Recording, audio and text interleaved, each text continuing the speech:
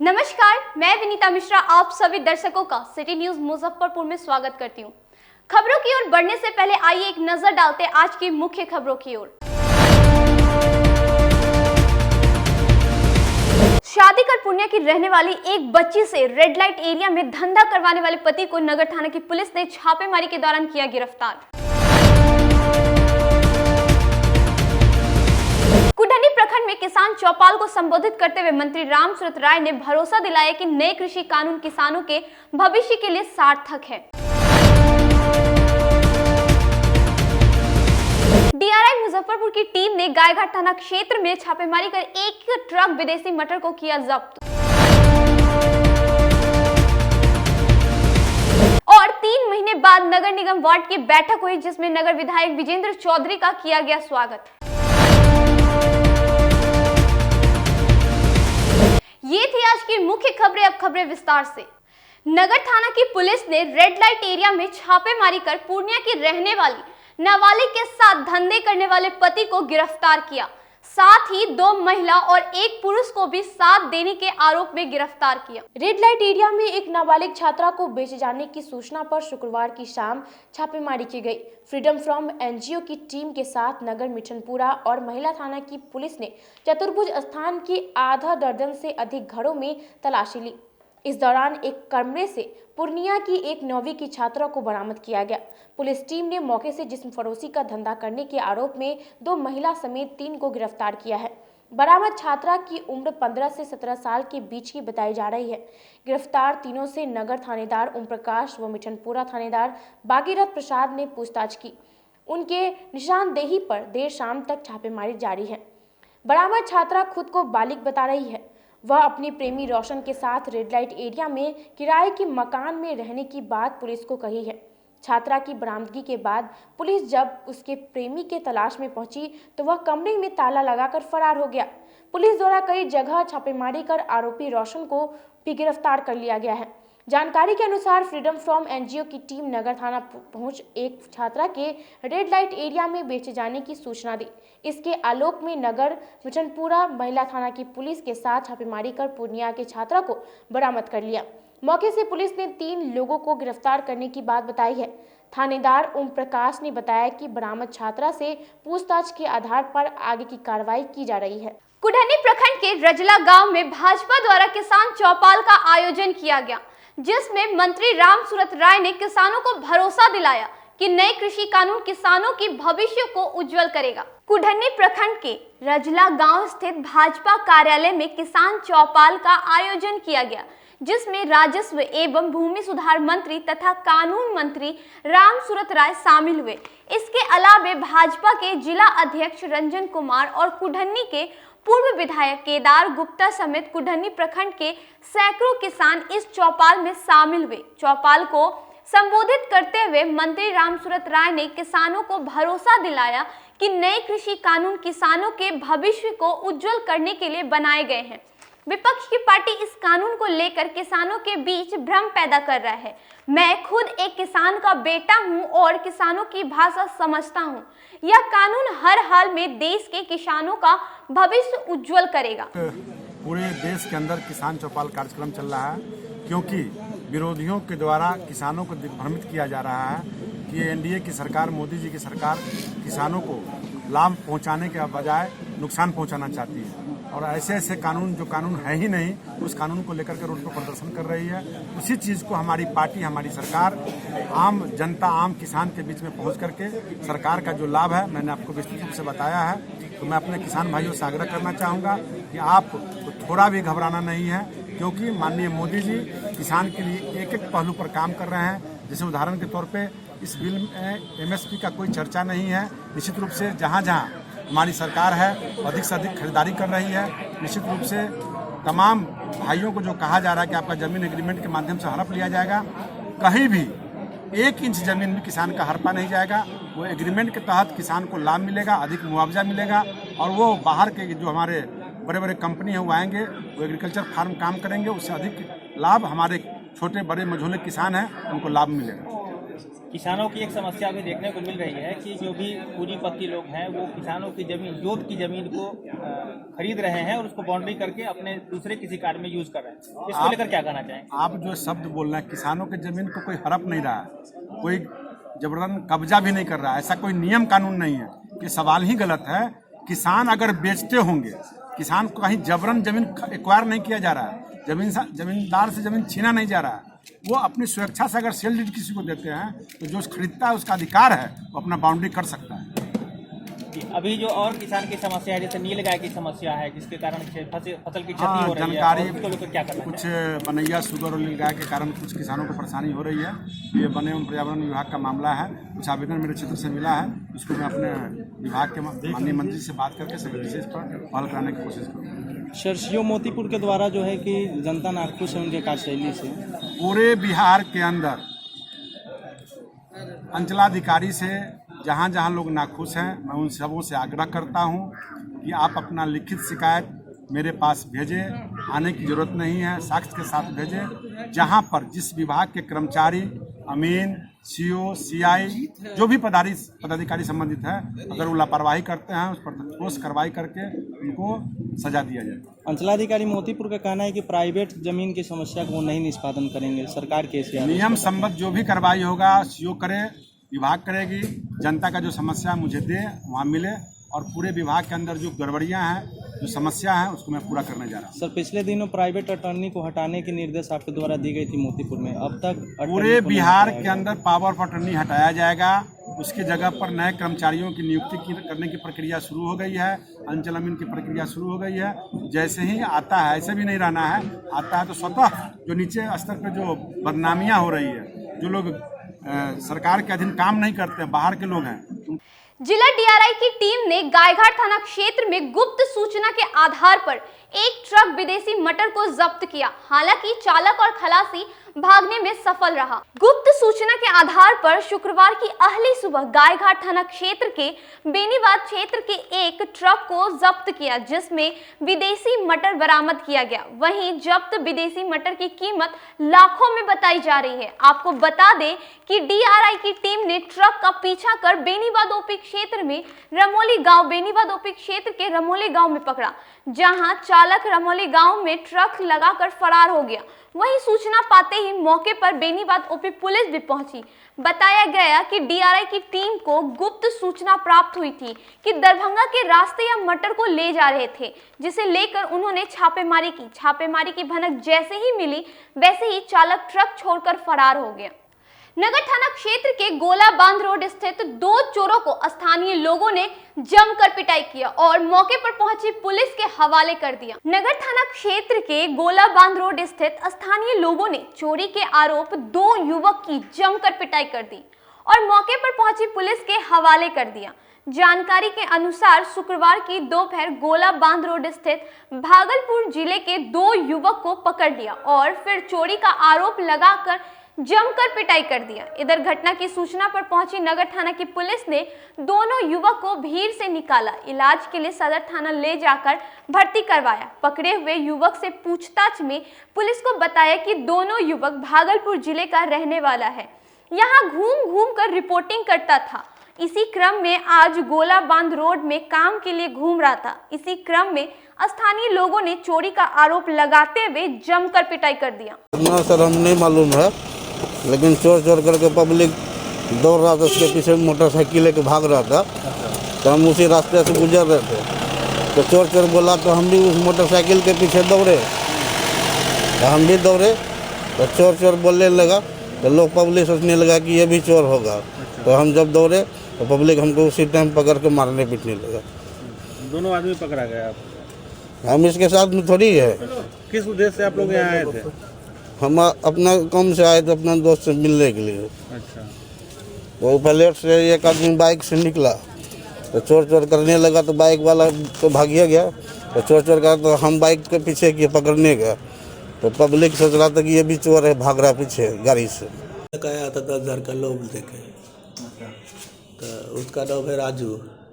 वो लेकर आया हमको, भागलपुर का रहने वाला है। हम नाम मेरा परवेश कुमार है, और वो सस्पिशन में हमको चोरी का इल्जाम लगाया गया है। और कोई इस बात है ही नहीं सर। कहाँ की घटना है? ये आपको नहीं मालूम है। यहाँ क्या करने आए थे? हम गैस रिपेयरिंग करने के लिए आए थे। Gas repairing? हाँ। किसके साथ? और राजू के साथ में आए थे। कितने लोग आए थे तुम? 2 आदमी। आइए। क्या नाम हुआ तुम्हारा? परवेश। कहाँ के रहने वाले हो? भागलपुर डिस्ट्रिक्ट। इसको हम नहीं जानता है। नहीं पता। नहीं जानता। वहाँ पर घटना क्या हुआ था? कौन चोरी कर रहा था? चोरी कर रहा था सर, गैस रिपेयरिंग कर रहा तो अपार्टमेंट में जो किया नहीं, इसीलिए बोला ये लोग चोरे हैं, इसीलिए हम लोग को बहुत मारा है। स्थानीय लोग? हाँ, स्थानीय कौन चीज़ से मारा है? लाठी से मारा सर, थापी से मारा सर। वहाँ से यहाँ पे कैसे आया? बाबू साहब सब लाया। राष्ट्रीय न्याय महासभा द्वारा पद्मश्री भिखारी ठाकुर की जयंती समारोह का आयोजन किया गया। शुक्रवार को कंपनी बाग स्थित शहीद स्मारक स्थल पर राष्ट्रीय न्याय महासभा की ओर से भोजपुरी के शेक्सपियर पद्मश्री भिखारी ठाकुर की जयंती मनाई गई। जिला अध्यक्ष राजकुमार ठाकुर ने बताया कि भिखारी ठाकुर ने अपने नाट्य कला के माध्यम से तथा गीतों के द्वारा समाज में फैल रहे अंधविश्वास और कुरीतियों को बताने और मिटाने में अहम भूमिका निभाई थी। भिखारी ठाकुर की जयंती पर राष्ट्रीय न्याय सभा के सदस्यों ने अपनी ओर से उन्हें भावभीनी श्रद्धांजलि भी दी। हम लोग राष्ट्रीय न्याय महासभा एवं सामाजिक न्याय संघर्ष मोर्चा जिला इकाई मुजफ्फरपुर के बैनर तले बिहार की धरोहर पद्मश्री लोक गायक भिखारी ठाकुर जी की जयंती समारोह मनाए हैं, जिसमें हमारे मुजफ्फरपुर जिले के कोने कोने से तमाम किसान बंधु, सामाजिक न्याय के नेता लोग, कार्यकर्ता लोग उपस्थित होकर के उनके चित्र पर माल्यार्पण किए हैं। हम लोग आज यहाँ संकल्प लिए हैं कि भिखारी ठाकुर जी के पद चिन्हों पर चलने का काम करेंगे। हम आज इनके जयंती के अवसर पर बिहार के तमाम लोगों से आग्रह करते हैं, हम उनसे निवेदन करते हैं कि जो भिखारी ठाकुर गाना गाते थे उसमें जो रस निकलती थी, वो नाटक के माध्यम से बिहार के नाम देश ही नहीं विदेशों में रोशन किए। और आज के जो कलाकार हैं, आज के जो भोजपुरी के कलाकार हैं, जो कि भोजपुरी के दूषित फैला रहे हैं, भोजपुरी गा करके वह गाना सुनने का लायक नहीं है, तो मैं तमाम लोगों से निवेदन करता हूं कि ऐसे ऐसे गाना पर प्रतिबंध लगे। मैं सरकार से, बिहार के सरकार से भी और कला संस्कृति मंत्री से भी मांग करता हूं कि ऐसे ऐसे गाना पर रोक लगाई जाए। रमना स्थित गुरुद्वारे में सिखों के गुरु तेग बहादुर की शहादत दिवस पर शहीदी पर्व का किया गया आयोजन। शुक्रवार को रमना स्थित गुरुद्वारे में गुरु तेग बहादुर का 335वां शहीदी पर्व अकीदत से मनाया गया। उनके त्याग और बलिदान को याद करते हुए सैकड़ों श्रद्धालुओं ने गुरु ग्रंथ साहिब के समक्ष मत्था टेका, शब्द कीर्तन का आनंद लिया और लंगर छका। स्थानीय और कश्मीर से आए रागी जत्थे से शब्द कीर्तन और अरदास के माध्यम से अध्यात्म की जोत जलाई, साथ ही उन्हें बताए मार्ग पर चलने की सीख दी। शहीद पर्व को लेकर पूरे गुरुद्वारे के रंग बिरंग विभिन्न फूलों से सजाया गया था। वहीं रंगीन बल्बों से पूरे गुरुद्वारे की छटा अनोखी लग रही थी। गुरुद्वारा श्री गुरु को कोषाध्यक्ष पंजाब सिंह ने बताया कि हर वर्ष गुरु तेग बहादुर की याद में शहीद दिवस मनाया जाता है। आज के बच्चों को संत महापुरुष के जीवन से अवगत कराना बेहद आवश्यक है। 45वां शहीदी दिवस श्री गुरु तेग बहादुर जी महाराज का रमना गुरुद्वारा श्री सिंह में लगातार 3 दिन से मनाया जा रहा है, जो 17, 18, 19 को हम लोग मना रहे हैं। इसमें श्री गुरु तेग बहादुर जी महाराज ने हिंदू धर्म की रक्षा के लिए, तिलक और जंजू की रक्षा के लिए अपना शीश का बलिदान दिल्ली के चांदनी चौक में दिया। उनकी शहीदी एक औरंगजेब द्वारा हिंदुओं को तंग करने की और उनके धर्म का परिवर्तन करने के विरोध में अपने शीश का बलिदान दिया। उनकी नज़र में सभी धर्म एक बराबर हैं, किसी को दूसरे का धर्म छीनने का या दूसरे के साथ जुल्म करने का अधिकार नहीं है। उसी के उपलक्ष्य में हम लोग हर साल श्री गुरु तेग बहादुर महाराज जी का शहीदी मनाते हैं, जिसमें बाहर से हजूरी रागी जत्थे और अमृतसर से और श्रीनगर से रागी जत्थे आए हैं, जो गुरु तेग बहादुर जी की वाणी का गायन करके संतों को निहाल किया। वहीं समाहरणालय मंत्रालय परिसर स्थित भारत माता नमन स्थल पर नागरिक मोर्चा के सदस्यों ने भी सिखों के 9वें गुरु तेग बहादुर के द्वारा हिंदू धर्म की रक्षा के लिए गई शहीदी को याद कर गुरु तेग बहादुर की तस्वीर पर श्रद्धा सुमन अर्पित किया। भारत माता नमन स्थल पर हम अपने महान गुरु के सम्मान में यहाँ उन्हें श्रद्धा सुमन अर्पित कर देश की एकता और अखंडता की हर कीमत पर रक्षा का संकल्प ले रहे हैं। अब रुकते एक छोटे से ब्रेक के लिए, आप कहीं मत जाइएगा, देखते रहिए city news Muzaffarpur. Career achievers आपके विश्वास पर खरा उतरने वाला कोचिंग संस्थान है। हमारे यहाँ मेडिकल, IIT, JEE तथा फाउंडेशन की तैयारी भी कराई जाती है। इसके अलावे exclusive batch JEE mains, advance की भी क्लासेस चलाई जाते हैं। छात्र छात्राओं को 100% स्कॉलरशिप की भी व्यवस्था है। यहाँ से कितने छात्र छात्राएं सफलता की सीढ़ी चढ़ चुके हैं। Classes taken by top mentors, तो हमारे यहाँ अवश्य पधारें। तो हमारा पता याद रखें, हमारा पता है career achievers, Mithanpura, near north point school, और हमारा कॉन्टेक्ट नंबर है 8002479735, या फिर आप हमें कांटेक्ट कर सकते हैं 8877430251 पर। सबसे बड़ी बात तो ये है कि हम चाहते हैं कि हमारे इस मिशन में हमारे बच्चे गंगा पार करके उस पार नहीं जा पाए। यही नहीं, मिशन तो तब सक्सेसफुल होगा जब गंगा पार के बच्चे यहाँ एडमिशन लेने के लिए मार करेंगे। इसी आशा के साथ इंस्टीट्यूट तो हम लोग चला रहे हैं, अपने बच्चों को खुश करने की कोशिश कर रहे हैं। बच्चों को मैंने यही कहा है, तुम अपना समय दो, मैं तुम्हें आसमान की बुलंदियों पर पहुंचा दूंगा। मुजफ्फरपुर की शान और अपने कलाकृतियों से बॉलीवुड के स्टारों में अपनी पहचान बना चुका बाबा की दुकान लहठी भंडार पिछले 50 वर्षों से आपके पसंद का ख्याल रखती है। यहाँ से लाह की बहुरानी सेट बॉलीवुड की स्टार ऐश्वर्या राय ने अपनी शादी में पहनी थी। यहाँ से राजनीतिक गलियारों के नामचीन चेहरों की दुल्हन भी सजी थी। हमारे यहाँ शादी सेट, बहुरानी सेट, जयमाला सेट, लाह के फैंसी आइटम कुशल कारीगरों द्वारा निर्मित कराई जाती है। इसके अलावा चूड़ा सेट, कंप्यूटर चूड़ा, कुंदन चूड़ा, वाटरप्रूफ चूड़ा, चुंदरी 3 बुंदिया, बंग बंगरी, हिंगलू, पात चूड़ा, जंगली चूड़ा का भी निर्माण अपने कारीगरों द्वारा कराती है। यही नहीं, लाह से बनी कान का टॉप्स, रिंग, नथ, गला का हार, मांग टीका, पेन स्टैंड, हाथी, बिछिया, ग्लास, करा भी बनाती है। तो एक बार हमारे यहाँ अवश्य पधारे। बाबा की दुकान लहठी भंडार, इस्लामपुर, मुजफ्फरपुर। हमारा कॉन्टैक्ट नंबर है 9308620444। 40-50 साल से जो हमारी दुकान है, ये बाबा की दुकान लहठी भंडार, समझे ना, पुश्तैनी हम लोग का काम ही है। और हमारे यहाँ जो है जितने भी है, जैसे कि ऐश्वर्या राय के यहाँ लहठी गया, हमारा सचिन के यहाँ गया है, और आपके जो है तेज प्रताप सिंह, अभी लालू प्रसाद के लड़के की शादी हुई है, उसमें भी लहठी भेजा गया था।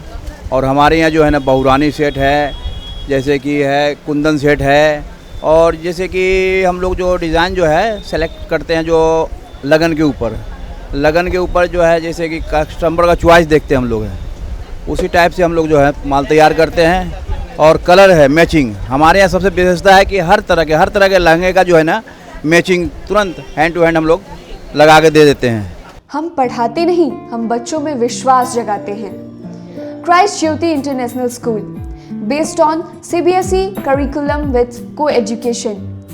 इस स्कूल में प्रत्येक विषयों के लिए अनुभवी शिक्षकों का समूह है। विद्यार्थियों को अलग से ट्यूशन पढ़ने की आवश्यकता बिल्कुल नहीं है। बच्चों को प्रत्येक विषयों के लिए अलग से अतिरिक्त कक्षाएं दी जाती हैं। साइंस और कंप्यूटर लैब की व्यवस्था के साथ उत्तम खेल कूद के लिए बड़ा सा कैंपस भी है। नर्सरी के बच्चों को खेल कूद की विधि से पढ़ाई जाती है। केंद्रीय माध्यमिक शिक्षा बोर्ड पर आधारित पाठ्यक्रम से कक्षा प्ले हाउस व नर्सरी से अष्टम वर्ग तक ये नामांकन प्रारंभ है। तो नामांकन के लिए तुरंत संपर्क करें।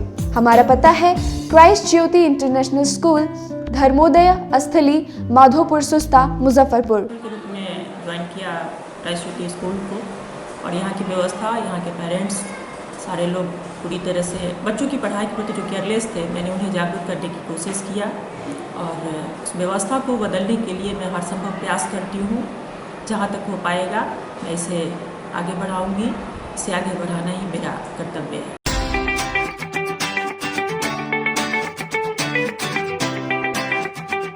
इस दिवाली पीताम्बरी ज्वेलर्स आपके लिए लेकर आया है एक से बढ़कर एक डिजाइनर ज्वेलरी, साथ ही दुबई, इटली, फ्रांस और मलेशिया जैसी जगहों की डिजाइनर सोने व चांदी की ज्वेलरी, डिजाइनर सोने एवं चांदी के सिक्के व बिस्किट भी। तो आज ही आए पीताम्बरी ज्वेलर्स और अपनी मन पसंदीदा ज्वेलरी हॉलमार्क के साथ पाएं। और हाँ, साथ ही साथ फैंसी गिफ्ट आइटम्स भी उपलब्ध है। तो आज ही आए Shukla market, Kalyani Chowk, first floor, Muzaffarpur. Mobile number 9431006737। Pitambari jewellers.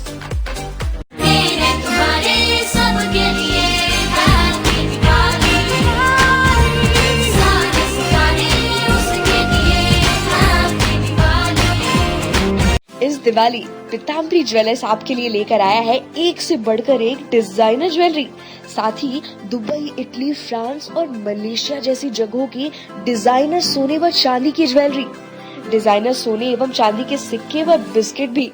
तो आज ही आए पीताम्बरी ज्वेलर्स और अपनी मन पसंदीदा ज्वेलरी हॉलमार्क के साथ पाएं। और हाँ, साथ ही साथ फैंसी गिफ्ट आइटम्स भी उपलब्ध है। तो आज ही आए Shukla market, Kalyani Chowk, first floor, Muzaffarpur. Mobile number 9431006737। Pitambari jewellers.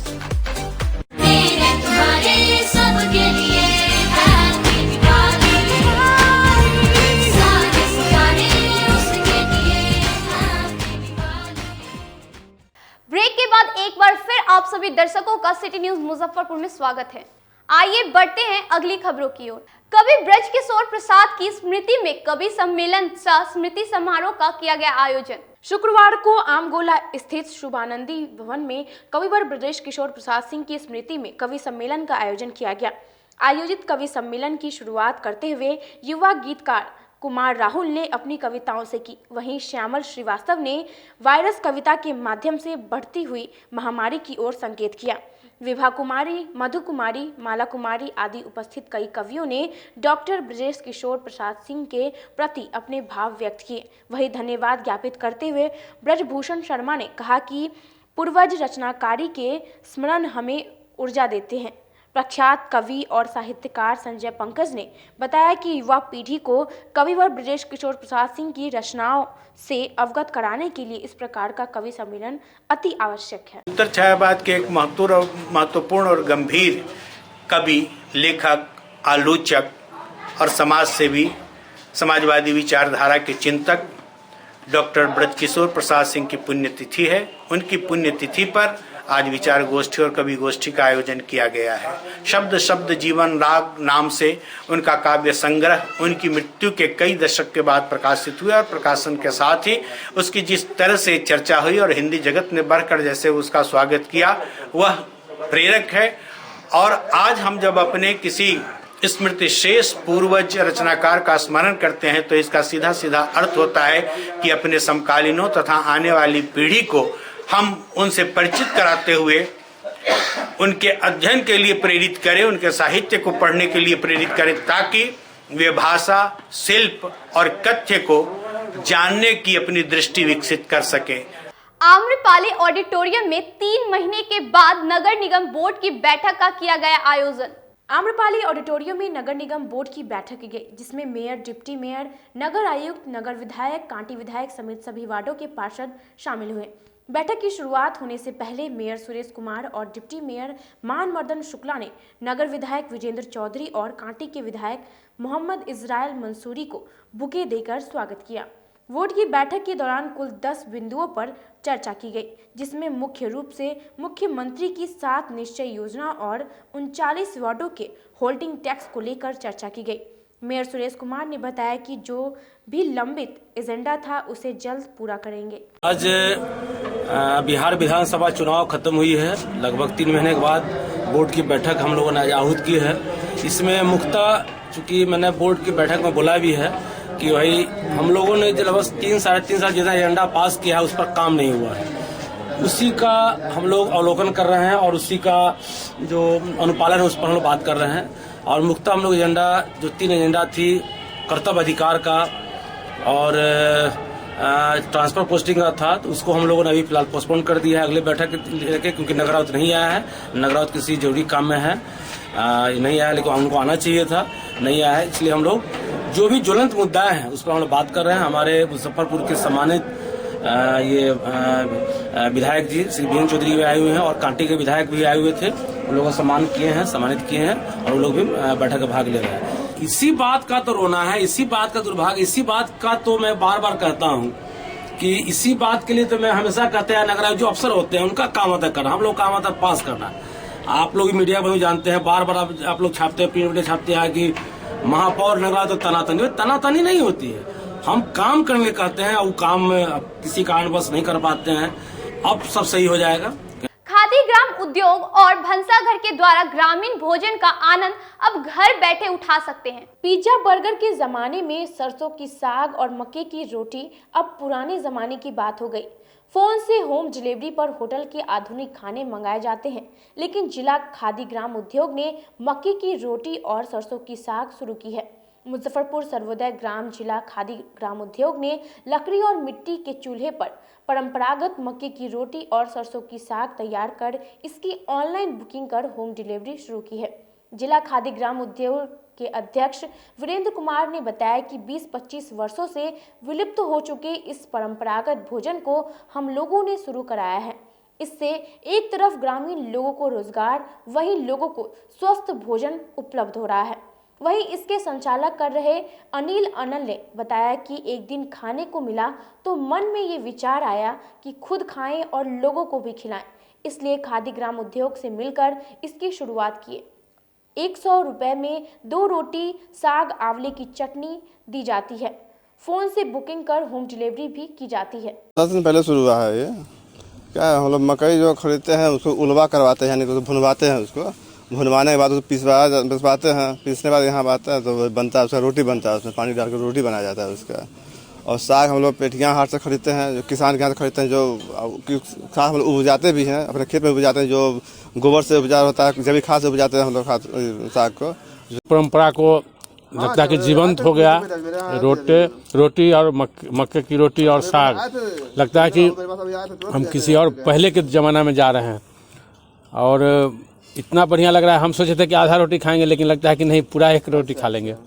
मक्के की रोटी और साग का आनंद ही कुछ और है, बीमारी को भी भगाता है और साथ में हरी मिर्ची चटनी सब मिल रहा है, तो बहुत अच्छा प्रयास है। अनिल आनंद जी ने ये यहाँ खादी ग्राम उद्योग संघ परिसर में मक्के की रोटी और साग का जो लोगों को परोसने का काम किया है वो बहुत ही काबिल तारीफ है। घर में भी यहाँ से जाने लगा है, क्योंकि लोग आजकल मकई का रोटी और साग खाना तो सब लोग चाहता है, लेकिन आजकल जो महिलाएं थोड़ा इसको बनाने में परेशानी होती है, इसलिए बनाती कम है। तो ये बहुत ही अच्छा है, और चूँकि हम लोग देहाती परिवेश से जुड़े हुए हैं तो इसलिए हम लोग को ज़्यादा अच्छा लग रहा है। Indian railway finance corporation limited द्वारा 414 दिव्यांग जनों के बीच उपकरणों का वितरण किया गया। शुक्रवार को दूसरे दिन भी Indian railway finance corporation limited के CSR कार्यक्रम के अंतर्गत दिव्यांग जनों के बीच उपकरणों का वितरण हुआ। सिकंदरपुर स्टेडियम स्थित DRCC भवन में किया गया। वितरण कार्यक्रम में 414 दिव्यांग जनों के बीच आवश्यक उपकरणों का वितरण किया गया। सामाजिक सुरक्षा कोषांग के ब्रजभूषण कुमार ने बताया कि 113 ट्राईसाइकिल, 26 बैटरी चलित ट्राईसाइकिल, 104 व्हील चेयर, 99 वैसाखी, 178 कान की मशीन, मंद बुद्धि के लिए 40 किट, नेत्रहीन के लिए 21 किट और 2 ADL किट का वितरण किया गया। जो भी डिस्ट्रीब्यूशन हुआ है हमारा, वो sir Indian railway finance corporation की तरफ से हुआ है, और जो अभी नया रजिस्ट्रेशन कर रहे हैं वो पावर ग्रिड कॉर्पोरेशन से कर रहे हैं। तो सर अभी तक जो डिस्ट्रीब्यूशन हमने किया है आज, वो हमने करीब 20 दिव्यांगों को किया है, दिव्यांगों को, और पावर ग्रिड से जो नया असेसमेंट किया है वो हमने करीब 35 कर चुके हैं। किसी को लेना हो तो कैसे आपसे कांटेक्ट करें? सर लेने के लिए सर हम अभी कल तक यहाँ पे हैं रजिस्ट्रेशन के लिए, ठीक है। तो उसके लिए उसको एक आधार कार्ड और एक विकलांग का सर्टिफिकेट और एक आय का प्रमाण पत्र, अगर उसके पास तहसील का नहीं है तो वो अपने मुखिया से भी लिखवा सकता है, पार्षद से भी लिखवा सकता है, ठीक है। और 2 फोटो उनके साथ में। वहीं दिव्यांगों ने उपकरण और ट्राई साइकिल मिलने पर हर्ष जताते हुए इंडियन रेलवे फाइनेंस कॉर्पोरेशन के अधिकारियों को धन्यवाद दिया। पहले से बढ़िया है, जो चले पे न चले मालिक कहलन की बोले आवेला वही समाज के कहिया न कोई जायला कहिया। अब मिल गया ना? हाँ जी, अच्छा हुआ। हाँ खुश है ना? हाँ मालिक। कहाँ से आए थे लेने?